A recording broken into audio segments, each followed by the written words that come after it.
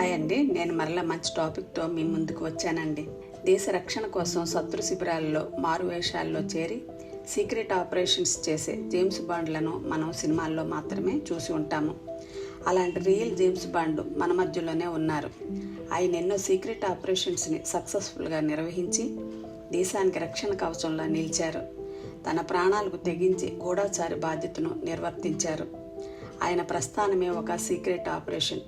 ఏ హడావిడి లేకుండా చాప కింద నీరులా ఉన్నత శిఖరాలను అందుకున్నారు. ఆయనే మన Indian James Bond real hero Ajit Kumar Doval. ఇప్పుడు ఈయన గురించిన పూర్తి వివరాలు ఈ వీడియోలో తెలుసుకుందామండి. దయచేసి చివరి వరకు చూడండి.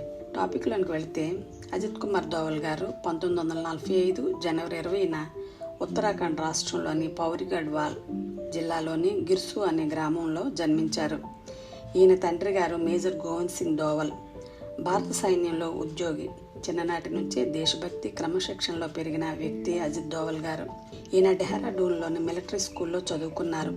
తరువాత అజ్మీర్లోని గవర్నమెంట్ డిగ్రీ కాలేజ్ నుంచి బ్యాచిలర్ డిగ్రీ పొంది 1967 ఆగ్రా యూనివర్సిటీ నుండి ఎంఏ ఎకనామిక్స్ పూర్తి చేశారు. తరువాత ఆయన ఐపీఎస్ ఇండియన్ పోలీస్ సర్వీస్ 1968 బ్యాచ్లో చేరారు. అదే సంవత్సరం కేరళ బ్యాచ్ ఐపీఎస్ ఆఫీసర్గా తన కెరీర్ను ప్రారంభించారు. ఖాకీ యూనిఫామ్ వేసుకున్న క్షణం నుంచే మాతృదేశానికి రక్షణ కల్పించడం తన బాధ్యతని నమ్మారు అజిత్ దోవల్.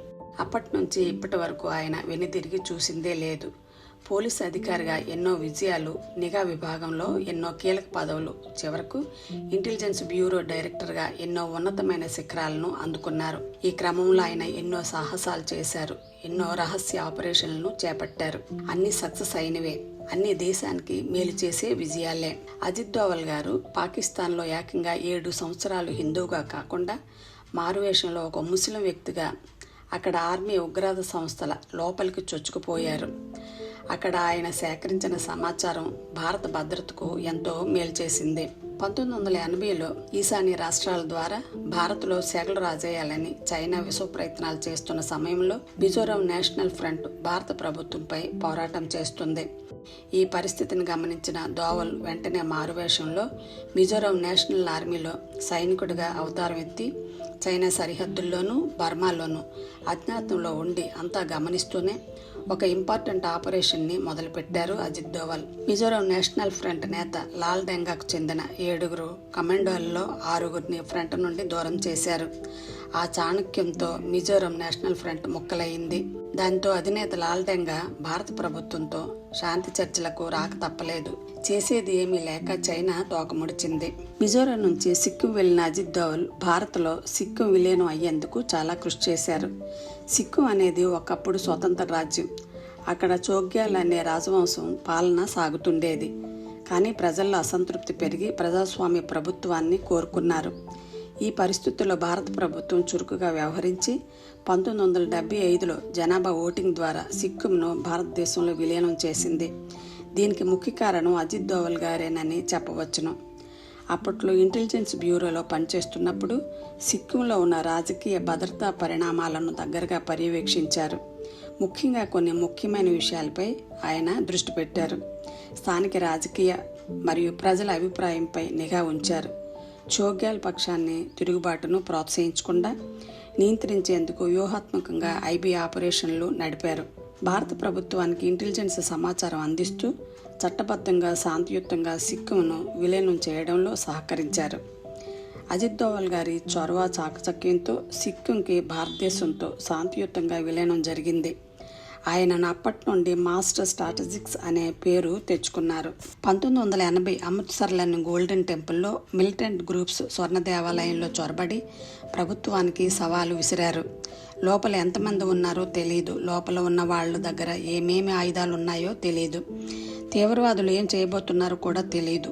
దేవాలయానికి ఎటువంటి నష్టం జరగకుండా వారిని బయటకు పంపాలని ఆలోచనతో అజిత్ దోవల్ రిక్షావాడి వేషంలో లోపలికి వెళ్ళి తనకు తనుగా నేను పాకిస్తాన్ గూఢచారి సంస్థకు చెందిన సభ్యుడిగా పరిచయం చేసుకొని ఉగ్రవాదులతో కలిసిపోయి అక్కడ సమాచారాన్ని మన ఇంటెలిజెన్స్కి చేరవేశారు. వెంటనే ఇండియన్ ఆర్మీ గోల్డెన్ టెంపుల్ను చుట్టుముట్టి స్వర్ణ దేవాలయానికి నష్టం జరగకుండా మిలిటెంట్లను ఆర్థిక మానసికంగా నిర్వీర్యం చేయడంలో కీలక పాత్ర పోషించారు. ఈ operation blue star success Ajit దోవల్కి ఒక మైలురాయిగా నిలిచింది. అందుకే ఆయనకు కీర్తి చక్ర అవార్డు వచ్చింది. సాధారణంగా కీర్తి చక్ర అవార్డుని మిలిటరీ వారికే ఇస్తారు. ఈ అవార్డు అందుకున్న మొట్టమొదటి పోలీస్ అధికారి అజిత్ దోవల్ మాత్రమే. 1999లో చాలా పెద్ద ఆపరేషన్ని సక్సెస్ చేశారు అజిత్ దోవల్ గారు. అదే కాందహార్ విమానం. కాందహార్ విమానం హైజాక్ సమయంలో ఇండియన్ ఎయిర్లైన్స్ IC-814 విమానాన్ని తాలిబాన్ ఉగ్రవాదులు హైజాక్ చేసినప్పుడు దోవల్ గారే అధికారిక ప్రతినిధిగా వెళ్ళి వారితో మాట్లాడి బందీలను విడుదల చేయించారు. ఇవే కాకుండా 1999లో కార్గిల్ యుద్ధ సమయంలో పాక్ ఇంటెలిజెన్స్ కుట్రను ముందుగానే గమనించి భారత సైన్యం అప్రమత్తం అయ్యేలా చేశారు. జూన్ 2014లో అజిత్ దోవల్ గారు నేషనల్ సెక్యూరిటీ అడ్వైజర్గా నియమితులైన తరువాత సవాల్తో కూడిన ఆపరేషన్కి సిద్ధపడ్డారు. 2014లో ఇరాక్లో ఇస్లామిక్ స్టేట్ ISIS ఉగ్రవాద సంస్థ యుద్ధం మొదలుపెట్టిన సమయంలో మోసుల్, తిక్రీత్ వంటి ప్రాంతాలు తీవ్ర ఆందోళనలో మునిగిపోయాయి. అక్కడ హాస్పిటల్స్లో పనిచేస్తున్న 46 మంది భారతీయ నర్సులు, ముఖ్యంగా కేరళకు చెందినవారు, తిక్రీత్లో చిక్కుకుపోయారు. ఇది తెలుసుకున్న భారత ప్రభుత్వం మరియు భద్రతా వ్యవస్థలు వెంటనే స్పందించి ప్రధాని నరేంద్ర మోడీ గారి ఆదేశాల మేరకు అజిత్ దోవల్ గారు రహస్యంగా మిడిల్ ఈస్ట్ దేశాలలో వారితో మద్దతు ఉన్న యంత్రాంగాలతో సంప్రదింపులు జరిపి కేవలం 10 రోజుల్లోనే 46 మంది నర్సులను 2014 జూలై 5న విజయవంతంగా విడుదల చేయించి విమానం ద్వారా కేరళకు తీసుకురావటం జరిగింది.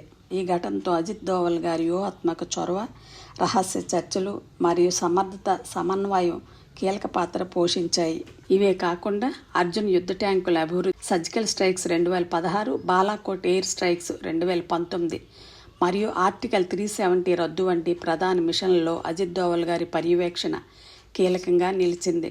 10 సంవత్సరాల పాటు ఇంటెలిజెన్స్ వింగ్ చీఫ్గా చేసిన అజిత్ దోవల్ పేరు చెప్తే ఒక్క పాకిస్తానే కాదు, భారతదేశంపై ఏదో ఒకటి సాధించాలన్న శత్రు దేశాలు కూడా ఉలిక్కి పడతాయి.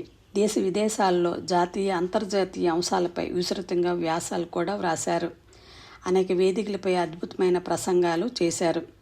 ఆయన వ్రాసిన రాతల్లోనూ మాటల్లోనూ భారతదేశం పట్ల మితిమీరిన భక్తే కనపడుతుంది. ఇటువంటి అంకితభావం కలిగిన అధికారులు మన దేశానికి చాలా అవసరం. దేశం కోసం తన జీవితాన్ని అంకితం చేసిన గొప్ప సైనికుడు, స్నేహితుడు, వ్యూహకర్త. ఇటువంటి వ్యక్తి స్ఫూర్తి మన యువతకు ప్రేరణగా నిలుస్తాయి. ఇటువంటి వ్యక్తుల జీవితం గురించి తెలుసుకోవటం మనకు జాతీయ భావాన్ని పెంచుతుంది. భారతదేశ అభివృద్ధి కోసం, దేశ రక్షణ కోసం నిజంగా ఆయన నిజమైన జేమ్స్ బాండ్ అని చెప్పవచ్చును. ఇదండి అజిత్ దోవల్ గారి గురించిన సమాచారం.